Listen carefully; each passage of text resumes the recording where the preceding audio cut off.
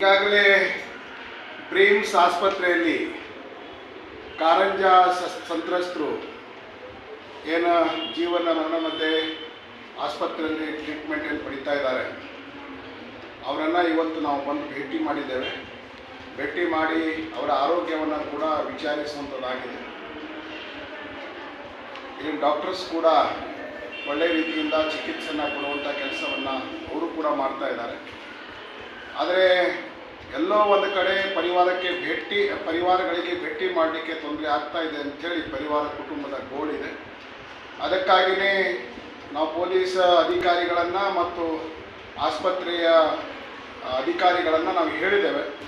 ಪರಿವಾರದ ಕುಟುಂಬದವರನ್ನು ಅವ್ರಿಗೆ ಭೇಟಿ ಮಾಡಲಿಕ್ಕೆ ಹಂತವಾಗಿ ಸಿಂಗಲ್ ಆಗಿ ಭೇಟಿ ಮಾಡಲಿಕ್ಕೆ ಅವಕಾಶವನ್ನು ಮಾಡಿ ಕೊಡಬೇಕು ಅನ್ನುವಂಥ ಮಾತನ್ನು ಹೇಳಿದರೆ ಅವರು ಕೂಡ ಒಪ್ಕೊಂಡಿದ್ದಾರೆ. ಈ ಸಂದರ್ಭದಲ್ಲಿ ನನಗನ್ನಿಸ್ತದೆ, ರಾಜ್ಯದ ಸಿದ್ದರಾಮಯ್ಯನವರ ಸರ್ಕಾರಕ್ಕೆ ರೈತರ ಬಗ್ಗೆ ಕಾಳಜಿ ಇಲ್ಲ ಅಂತೇಳಿ ನನಗೆ ಅನಿಸ್ತಾ ಇದೆ.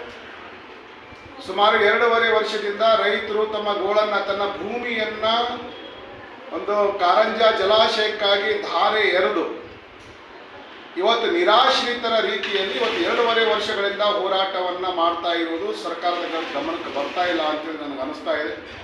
ಅದಕ್ಕಾಗಿಯೇ ರೋಷಿ ಹೋರಾಟವನ್ನು ಮಾಡಿ ಅನ್ನ ತುತ್ತುಗಳಿಗೆ ಹೈರಾಣಾಗದಂಥ ರೈತರು ಇವತ್ತು ಈ ಸ್ಥಿತಿಗೆ ಬಂದಂತಹ ಸನ್ನಿವೇಶಗಳು ನಿರ್ಮಾಣ ಆಗಿದೆ.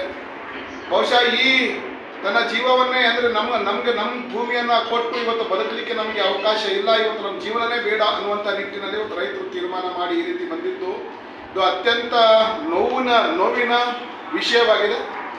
ಅದಕ್ಕೆ ಇಂತಹ ಒಂದು ಸರ್ಕಾರ ಯಾವ ರೈತರು ತಮ್ಮ ಜಮೀನನ್ನು ಈ ಜಿಲ್ಲೆಯ ಅಭಿವೃದ್ಧಿಗಾಗಿ ಡ್ಯಾಮ್ಗೋಸ್ಕರ ಕೊಟ್ಟಿದ್ದಾರೆ, 2 ವರ್ಷಗಳಿಂದ ಗೋಳನ್ನು ಹೇಳ್ತಾ ಇದ್ದಾರೆ, ಆದರೂ ಕೂಡ ಇವತ್ತು ಸರ್ಕಾರ ನಿರ್ಲಕ್ಷ್ಯ ವಹಿಸ್ತಾ ಇರೋದು ತುಂಬ ಇದು ಖಂಡನೀಯ. ಇದು ಅದಕ್ಕೆ ಈಗ ಮುಖ್ಯಮಂತ್ರಿಗಳಲ್ಲಿ ನಾನು ವಿನಂತಿ ಮಾಡ್ಕೊಳ್ತೇನೆ, ಉಸ್ತುವಾರಿ ಸಚಿವರಲ್ಲಿ ವಿನಂತಿ ಮಾಡ್ಕೊಳ್ತೇನೆ, ಈಗಲಾದರೂ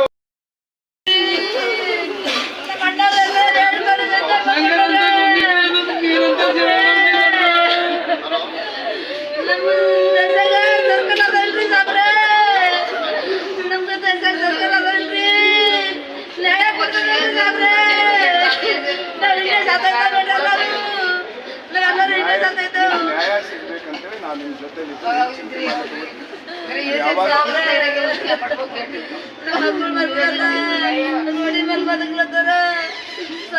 ನಮ್ಮ ಅಣ್ಣರು ಹಿಂದೆ ಬಂದಿದ್ದೆವು, ನಮಗೆಲ್ಲ ಏನು ತಿಳಿದು